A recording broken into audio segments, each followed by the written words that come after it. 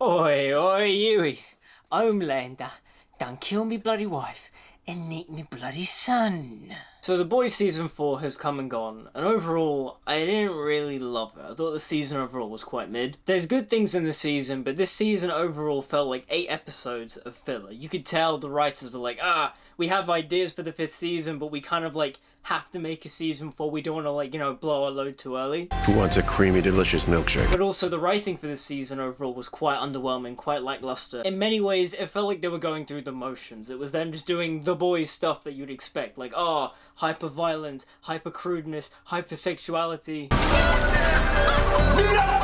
We're gonna make a mock of the political landscape, both the left wing and the right wing, but this season we're gonna focus more on the right wing than on the left wing, because in the previous seasons it was more balanced, but this season you can tell they were definitely making more fun of the right wing. And that's not one of the reasons as to why I thought the season was bad. No, not really. I just find it weird how like there's such a backlash to the season from the right wing, just going like, they're making fun of us. It's kind of like, yeah, they were doing that the whole time. How could you not tell? There was more of a balance in the previous seasons, but overall, like, it was there from the beginning. I don't know why there was such, like, an outrage at the beginning of the season where everyone was just like, they're making fun of us. It's like, yeah, you didn't know that? But there were so many weak plot lines this season. Like, Frenchie's plot line was just stupid. What was with the stuff with him and Colin? That was pointless, especially considering the fact that by the end of the season, Frenchie and Kimiko get together. But it's kind of like, so what was the point of that bit in season 3 where like they just were like, oh no, we're platonic? But it was like, no, that didn't make any sense. It was like they backpedaled an already stupid decision, but then also they like fixed it, but then it also makes you go, why did you do the dumb decision in season 3 in the first place? I remember that happening in season 3 and I was like, that is so stupid. How are they platonic? There's no way you can just casually call someone my heart and just have that be platonic. That's so weird. But yeah, Frenchie really gets shafted this season. It's like, yeah, he does this thing with Colin and then like he goes to prison, then he comes out of prison, then he makes the virus. He gets kidnapped by Vought and is hypnotized, and when he's being dragged away, Kimiko speaks for the first time, but he can't recognize it because he's hypnotized.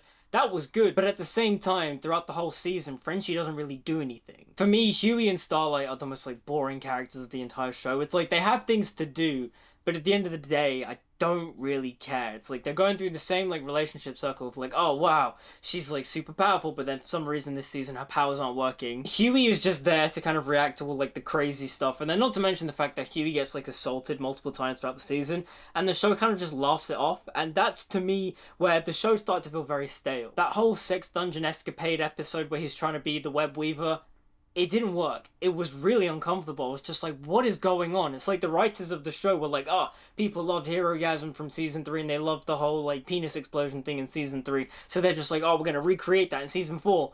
But it felt forced. Like, it wasn't funny. It was weird. Not to mention the fact that Starlight gets replaced by the shapeshifter and then has sex with Huey multiple times and pretends to be her throughout multiple days. But then Huey's just like, Annie, I didn't know it was you. And she gets mad about that. But then all of a sudden he's just like, do you know what? I did know it wasn't you because of X, Y, and Z, and I'm like, why did they frame the scene like that? That scene is so weird. Like, he was the victim in this scenario, but the show was making it seem like he was in the wrong. I feel like a lot of the gore and the raunch this season didn't work compared to season 3, because it felt like with this season, the writers were in on the joke, and they were kind of just like overdoing it. The stuff between Huey and his mum and his dad was good. Simon Pegg's performance was great in that episode, but at the end of the day too, they didn't really care. There's something about Huey and Starlight's story arcs this season that I didn't really care for. It's weird because I think the finale overall is better than the season 3 finale, even though I still technically defend the season 3 finale. Season 3's finale kind of backpedals the whole season and kind of ruins that season, because season 3, every episode was a banger. It was literally banger after banger after banger, and then the season 3 finale is kind of weak. Whereas this season, whilst the season itself is not very good, the finale is better constructed, but there's also weird writing stuff in the finale. The overall season is just weak. Like, Butcher is dying of his tumor, but then also he has like this personality in his head that is Negan from The Walking Dead. I forgot what the character's name is, so I'm just gonna call him Negan. Negan's all like, yeah, you gotta make this virus to kill all the soups. Come on, man, you gotta scorch earth this stuff. And Butcher's just like, no, I can't. Becca wouldn't want this. And then you find out that Negan is actually a manifestation of a personality in his head, and it's kind of like, okay, so Butcher is kind of like Venom now. Like, he has like tentacles bursting out of him and stuff, and he's now just, I can't tell, is he dying still or what? Because it's like the tentacles come out and he looks completely fine. Like, there was the scene where he was talking to Huey on the phone in the hospital bed and he was like, goodbye Huey, so that's technically good Butcher dying. But at the same time too, it's like, is he dying? Because he looks healthier now that he's embraced the Venom symbiote. They killed off Newman in a very satisfactory way, and not to mention the fact that A-Train kind of just like dips. Like A-Train, I think, was one of the highlights of the season. Him kind of like moving away from Vought, becoming the spy within Vought, and then also realizing, nah, I can actually be a hero. Like when that kid sees him save Mother's Milk, it's good scenes, good moment. But then all of a sudden, A-Train just dips and is not in the finale. And then there's this stuff with Ryan too. Like everything with Ryan and Homelander was very good until you get to the finale where like Ryan leaves Homelander and then he's with Butcher and then him and Butcher are like connecting. And then all of a sudden, Mallory walks in and just like out of the blue just goes, alright, we have to train Ryan out. Ryan has to become a weapon. He has to kill Homelander. And I'm just going to dump this all on him really quickly in a really rushed manner. I'm going to tell him that he was a child of rape and all that kind of stuff. And it's like, what are you doing? This is so bizarre and rushed. Like, she can tell him that, it's fine, but it's the fact that she tells him in such a rushed manner, like, oh guys, there's a ticking clock, but there wasn't a ticking clock. Like, she freaks Ryan out, and then Ryan kills her, and then I'm confused about Ryan, because he's kind of just, like, walking around, just like, I can't go to Homelander, Butcher betrayed me, and so he's just gonna walk around the place, but I don't think he's going to be the weapon that kills Homelander. And speaking of Homelander, throughout the season, Anthony Starr delivers a great performance. Homelander now becomes, like, president by the end of the season. Cool. Give Anthony Starr an Emmy nomination, definitely. His performance in episode 4. You know, the one where he goes back to the old facility that he grew up in and then he starts torturing everyone.